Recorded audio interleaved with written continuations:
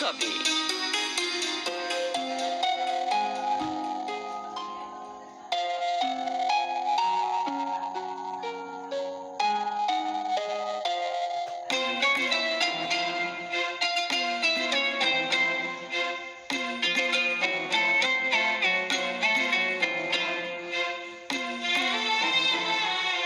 অমন করে কি দেখছো বাবা? তোমাকে প্রায়ই দেখি ছাদে এসে দূরে তাকিয়ে থাকো। কি আছে ওইদিকে? স্বপ্ন, স্বপ্ন আছে মা। আমি বুঝি বাবা, তোমার লেখাপড়া করার অনেক শখ। আল্লাহ করুন আমাদের দুজনের স্বপ্নই যেন পূরণ হয়। আমিন।